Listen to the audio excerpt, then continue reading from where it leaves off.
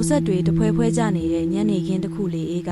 တဖြူးဖြူးတိုက်ခတ်ပြီးပြတင်းပေါင်နာကကူလားထိုင်ပေါ်မှာထိုင်နေတဲ့ကျမရဲ့ဆန်ရွယ်တွေကိုဝဲပြန်စီလက်ထဲမှာကင်ထားတဲ့ကော်ဖီနွေးနွေးကအေးဆက်နေတဲ့လက်ဖွားတွေကိုနှွေးထွေးစေတဲ့ရင်ထဲကဝမ်းနည်းမှုတွေကိုတော့မပြောက်ကွယ်စေဖို့မစွမ်းတာဒီလိုမိုးရွာတဲ့ညမျိုးဆိုရင်ငါတို့နှစ်ယောက်အတူတူရှိခဲ့မှုတာကိုအမြဲတရရအောင်သူကကျမရဲ့ဘေးနားမှာထိုင်ပြီးစာအုပ်ဖတ်နေကျမကတော့မေးကြည့်ရင်လောကကြီးမှာဒီထက်ပိုပြီးပျော်စရာကောင်းတဲ့အချိန်မရှိဘူးလို့တွေးခဲ့ဘူးလေ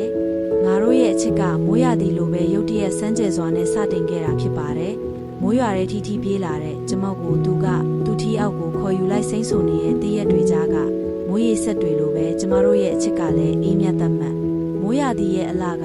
စိမ့်လန်းဆိုပြီးမှုဆိုရင်ကျမတို့ရဲ့အချစ်ကလည်းအဲ့ဒီလိုပျော်ရွှင်စရာနေ့ရက်များအမတ်တရညမကုံဆုံးနိုင်တဲ့စကားဝိုင်းတွေနဲ့မိုးရေထဲမှာတွဲပြီးလမ်းလျှောက်ကော်ဖီဆိုင်လေးမှာနာရီပေါင်းများစွာစကားပြောကြသည်မိုးဆက်တွေကိုရင်ဆိုင်ရင်းတချင်းဆိုပိုက်ကမနေ့တနေ့ကလုံးမိုးရသည်လိုပဲကျမတို့ရဲ့အချစ်ကရုတ်တရက်ပြီးဆုံးသွားမိုးတွေတိတ်ပြီးနေသားလာသလိုပဲငါတို့ရဲ့ဘဝထဲကနေသူထွက်ခွာသွားသည်ကျမကခုချိန်ထိနားမလည်နိုင်သူ့ကိုယ်သူတို့ဘလောက်ပဲခိုင်မာပါစေကျမရဲ့ရင်ထဲမှာတော့စူးနှဆိုင်ခံရသလိုနာကျင်နေသေးပါပဲ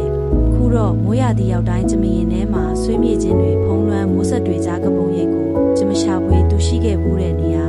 ငါတို့အတူတူလျှောက်ခဲ့တဲ့လမ်းတွေမှာသူ့ခြေရာတွေကိုကျမလိုက်ရှာဒီမိုးရသည်မှာကျမဆွေးမြေ့ခြင်းတွေနဲ့အတူရှိနေ